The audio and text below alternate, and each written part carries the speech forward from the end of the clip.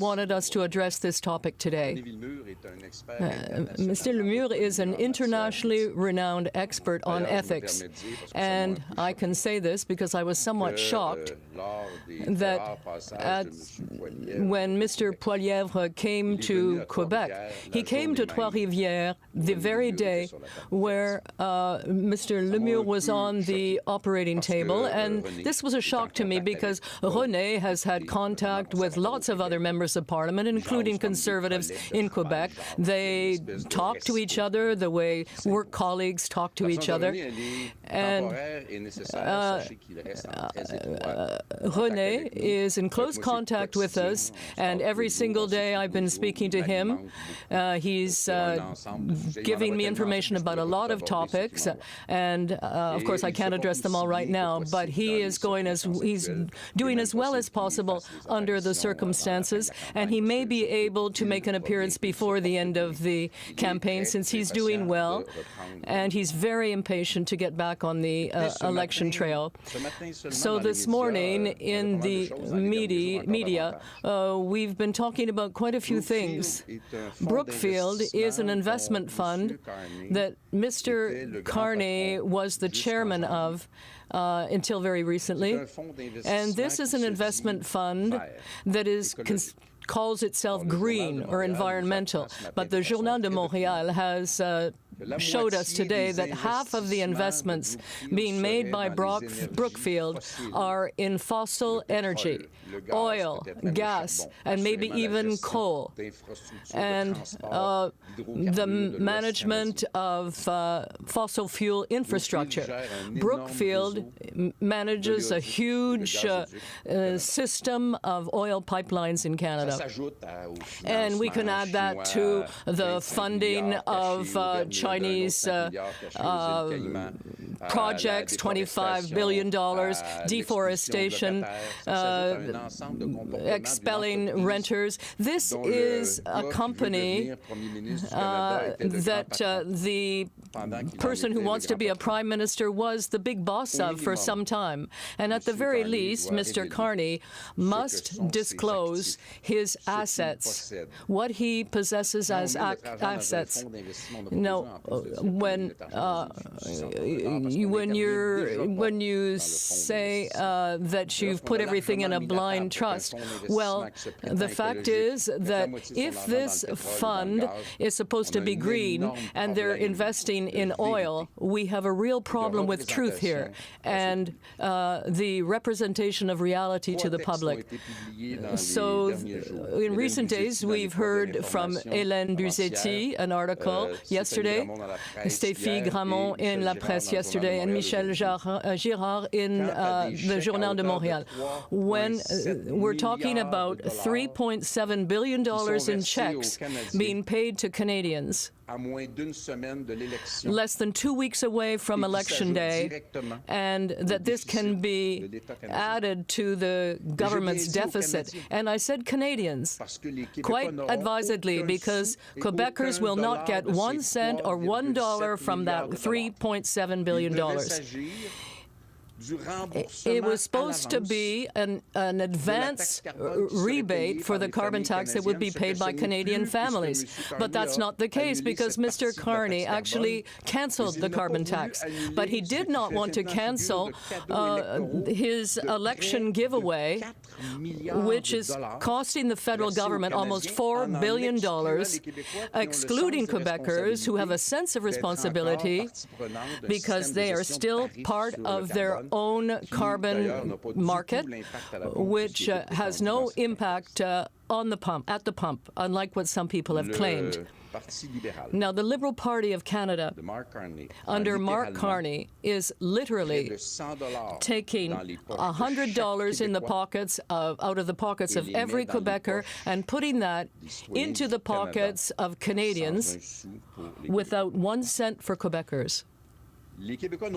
Quebecers will not get that money, and not only that, but they will have to pay, in place of the investment fund, the taxes that he is not paying because the money is being hid in Bermuda and the Cayman Islands.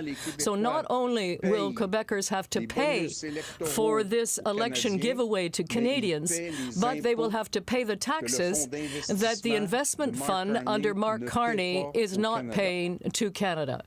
There are questions that Quebecers should be asking themselves about all of this. We are also learning that Minister LeBlanc sold $1,500 tickets to events in the middle of an election campaign. Let's remember that the Quebec government got in trouble for selling meetings with ministers at $100 a seat. But here we're talking about $1,500 a seat in order to meet with the current minister, LeBlanc, and we can assume that he will remain in cabinet if Mr. Carney is prime minister. You know, the Liberals are so liberal and deliberately liberal that I think we need to ensure that people are going to vote for the Bloc. And there will be a debate on the 16th of April. I'm sure you can imagine there will be questions on trade, on how we adjust to the threats, and who can best be a prime minister. There will be issues relating to Canadian identity compared to immigration, secularism, or the Quebec identity. But also, there will be questions about the virtues of honesty, integrity, and to demand of a leader of the G7 who asked for a majority mandate without really campaigning in the 4 previous years. And I want to remind you that the Bloc Quebecois, before everyone else, and we can discuss that anytime, propose specific programs to ensure that Quebec and Canada can address the crisis. I was saying 2 months ago that I thought it was inevitable that there would be a recession. And of course, on a number of other economic issues that are very different in terms of their impact on Quebec compared to Canada.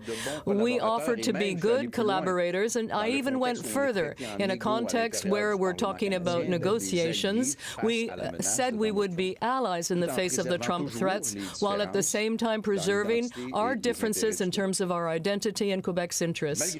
But in spite of all of that, I want to limit my demand to one thing, and one thing only: for the good of all Quebecers, for the buying power of all Quebecers, for the good of all the most vulnerable who are still not being treated fairly, because between 65 and 74, you cannot receive the same amount of money as others.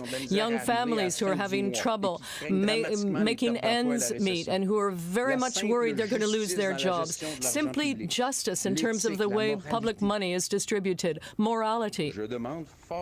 I am simply asking that the Canadian government provide the equivalent amount to Quebec of what it's giving Canadians. 1 week away from the election, we're talking about some $800 million. We at least have the right to be compensated. We at least have the right not to subsidize the election claims of Mark Carney with our money. Money that's coming from the pockets of Quebecers. We have so often seen and heard the little tricks that are being played by so many governments in the past that we've kind of learned to live with it. You know, we say to ourselves, well, the government is going to try and, take us for fools, but I don't think we can ever agree that elected officials not be honest and transparent with us. Canada Canada can choose Mark Carney if Canada wants Mark Carney.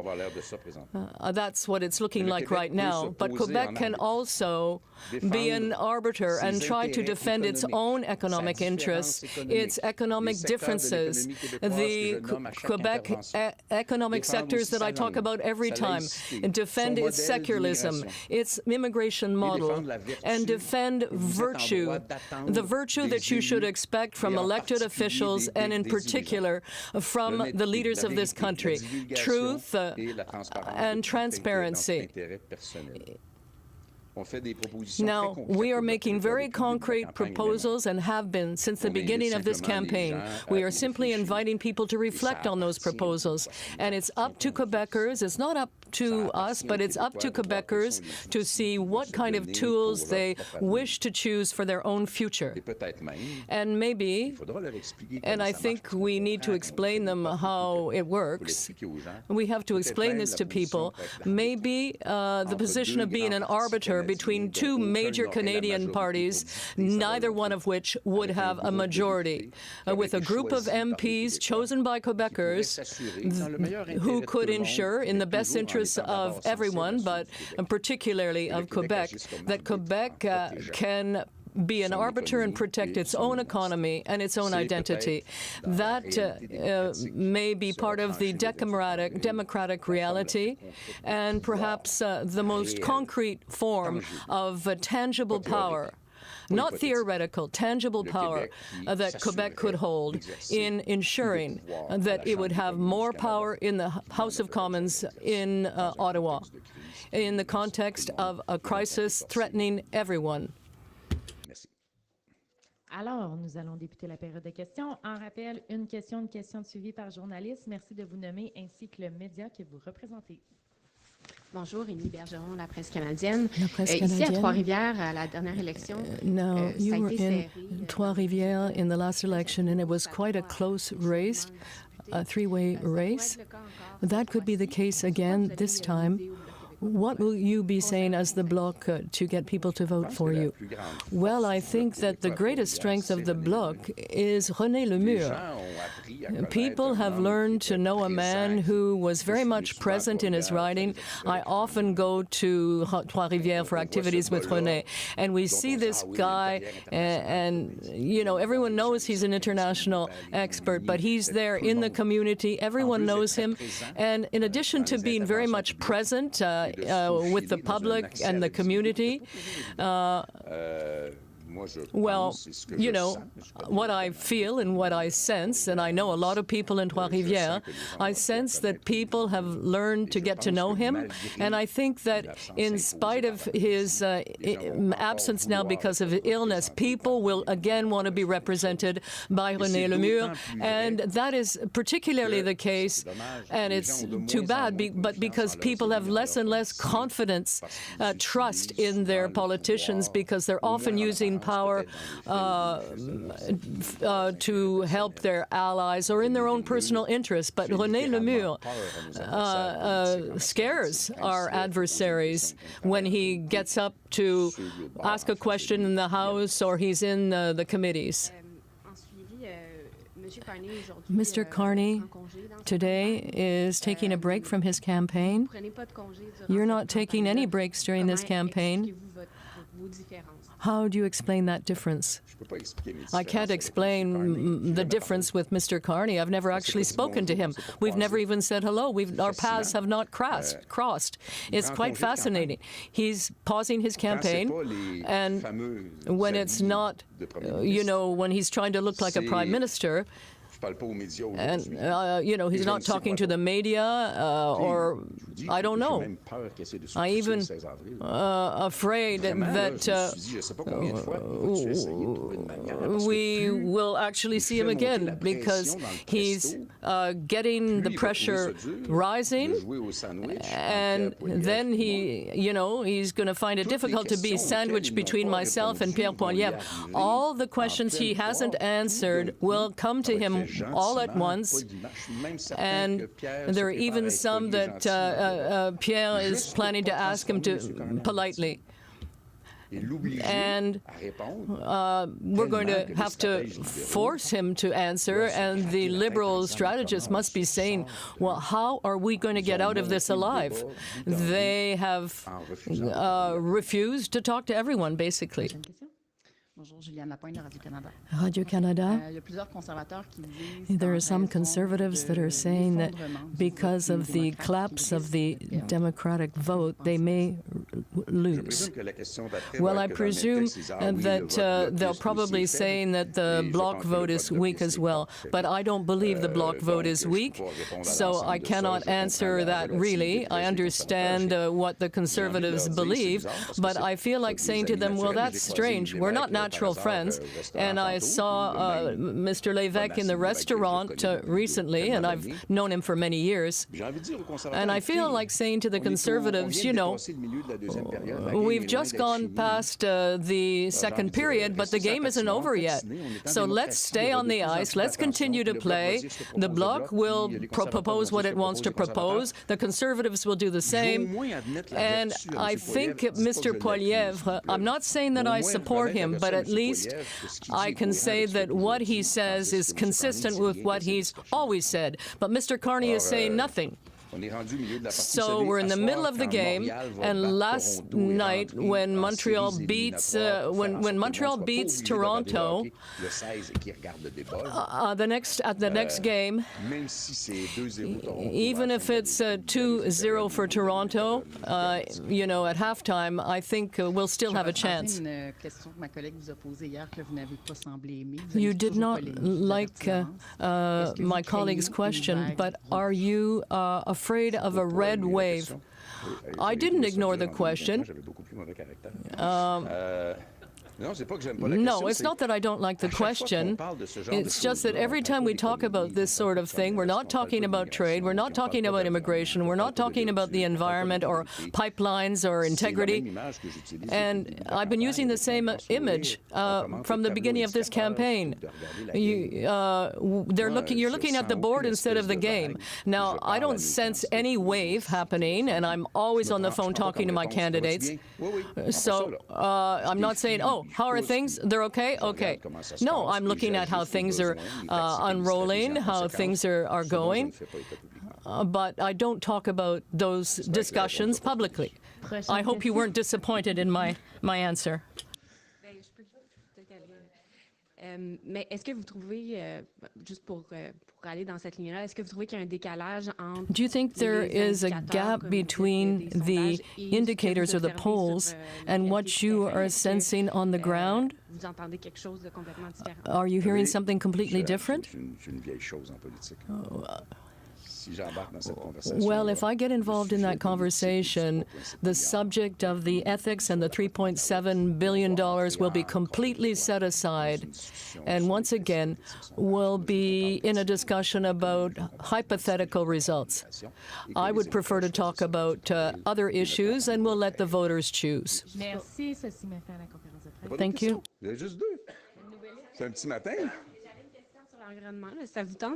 I have a question on the environment. Est-ce que vous trouvez que les questions environnementales sont... Do you think that environmental issues have been set aside in this election? Yes, absolutely. There's been Trump. People are insecure. We have to strengthen the Canadian economy, and now they would have us believe that we have to let the oil flow if we want to strengthen our economy. And the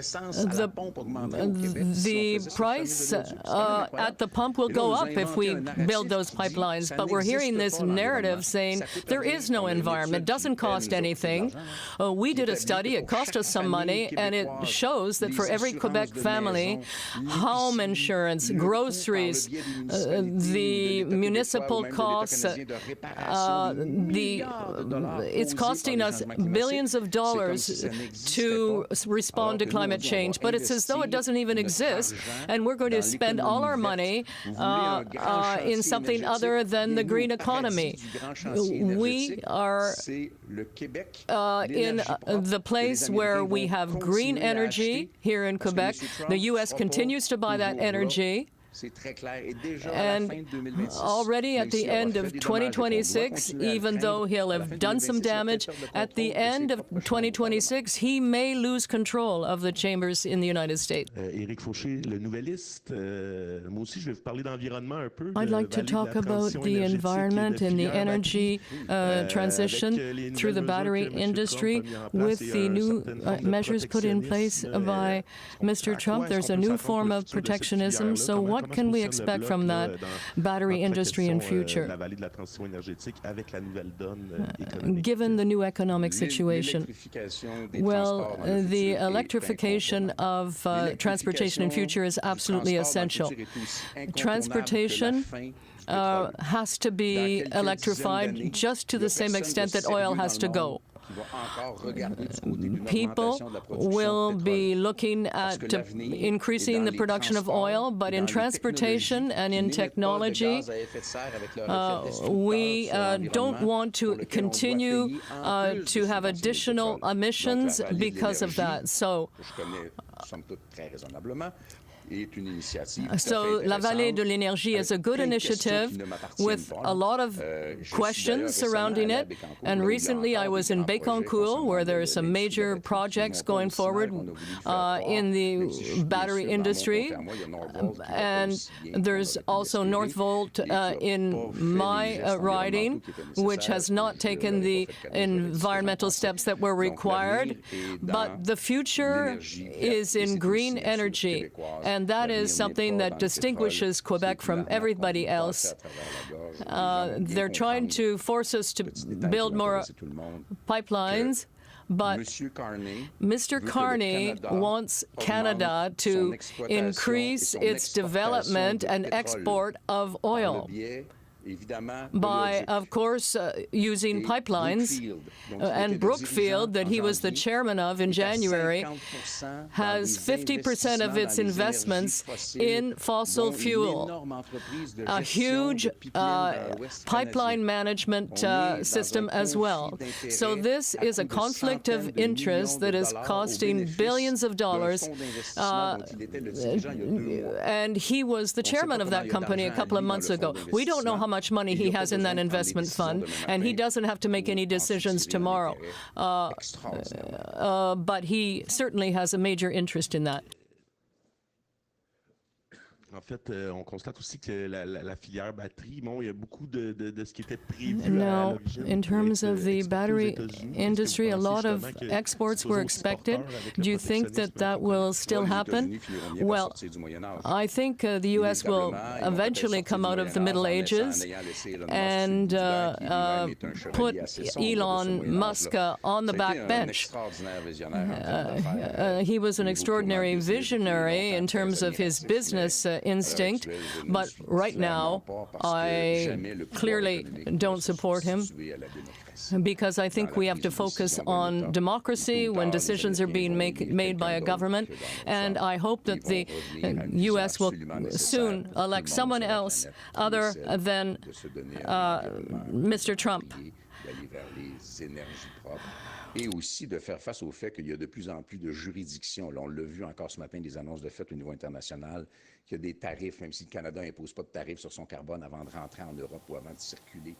We've been listening to Yves-Francois Blanchet. He is the leader of Bloc Quebecois, speaking to reporters and an audience in Trois Rivieres, Quebec. He was speaking about the environmental record of Liberal leader Mark Carney, talking about investments that Brookfield investment fund that he was once the chairman of have made, saying they had 50% of those investments were actually fossil fuels. He also talked about the Liberal government taking money out of the pockets of Quebecers and positioning his party as an arbiter, seeming to suggest that in a minority government between the Conservatives and the Liberals, that the Bloc Quebecois would be best positioned. He also had a couple hockey metaphors. Mark Carney's not the only one, with some experience on the rink, I suppose, saying that in terms of the election where we are right now, we've just gone past the second period. The game isn't over yet. But let's bring in Julia Wong. She was watching this with us. Julia, what stood out for you? Yeah, a few different things. I mean, the main crux of this press conference that Blanchet just held was what he sees as the unfairness of delivering the carbon tax rebates just before the election, particularly, he says, because Quebec doesn't pay into that system. So what Blanchet was arguing is that Carney, in particular, in his role as Prime Minister, is taking money from all Canadians, taking money from Quebecers, and then redistributing it just before the election. But Quebecers aren't getting any of that money back. Blanchet saying that $100 is being taken out of the pockets of Quebecers, and they aren't receiving anything in return. And what he is saying and calling for, really, even though he calls that unfair, is that he wants Quebecers to get what's due to them, arguing that 813 million should be given to Quebecers for how they are contributing to this rebate being redistributed across the country, again, as he notes, just days before this election takes place. But a couple other things really jumped out at me during this press conference. One is that we have seen the polls say that support for the Bloc Quebecois is slowly eroding. Similar polls are saying that support for the NDP are also eroding, and the belief is that those voters are now supporting the Liberals, are now backing Mark Carney. But what Blanchet is saying is that he doesn't believe the Bloc vote is weak. He also was asked whether he's getting a sense that there could be a Liberal wave going through Quebec, and he says that he doesn't sense any wave is happening right now. But on that same note, it was quite striking that he did say during this press conference that Canada might be choosing Mark Carney. That's what it's looking like right now. So while he may be arguing that in Quebec, that's not what he's seeing on the ground, it sounds like he's suggesting and perhaps understanding that that may be what Canada could see. But again, on that same note, as you mentioned a little bit earlier, Eli, saying that Quebec could be the arbiter in all of this. So if there is a minority government, whichever way it could potentially go, Blanchet appears to be positioning the Bloc Quebecois as the party that could hold the balance of power in Parliament, saying that they could be helping make choices, that they could be having that tangible power to protect its own economy, to protect its own identity. And that is something that we are also seeing from the New Democrats as they've been campaigning this past week, with Jagmeet Singh saying that if Canadians send more New Democrats back to Ottawa, that they could hold the government to account, appearing to suggest that there, again, if there is a minority government, that the New Democrats may hold that balance of power. So really interesting to see how the Bloc is positioning itself right now, what they appear to be looking at, what could potentially be coming down the pipeline in terms of how Canadians may vote, and then ultimately the role that the Bloc Quebecois could play in that. Yeah, really interesting, Julia, just as you described it. I mean, we've got some of the leaders now acknowledging but not acknowledging what the polls are suggesting and pivoting their messages while still saying, I am the best leader. But since there was that question about this so-called red wave, can you just, before you go, remind us, what does the terrain look like right now in Quebec? What is the breakdown between the Liberals and the Bloc right now? So what we've been seeing is that support, as we've seen across the country, appears to be growing in Quebec. And then, as we mentioned earlier, it seems like the economy, trade, Trump, tariffs, all that is very much top of mind for Quebecers, particularly because they have a very strong aluminum industry, a very strong steel industry. Those are things that really matter to Quebecers. And seeing their particular sectors hit hard, and then understanding that, you know, Mark Carney, he has this experience previously as the governor of the Bank of Canada, previously as the governor of the Bank of England. It seems like many voters, Quebecers included, are looking at that experience and thinking, well, maybe this is the best guy who should be taking on Donald Trump. So obviously a lot of things could change over the next couple of weeks. You never know exactly what's going to be happening on the campaign trail, but definitely noticing in Quebec what we're seeing across the country, in that support appears to be picking up, and then it looks like those other parties are sort of bearing the brunt of that. Thank you very much. That is CBC's Julia Wong. The trade war between the world's two biggest economies continues to rapidly escalate. Starting today, China is hitting all imported U.S. goods with a 125% tariff. That's the latest salvo in response to Donald Trump hiking the levy on Chinese exports to 145%. The U.S. president did announce a 90-day pause on reciprocal tariffs this week, but that didn't include China. Patrick Falk is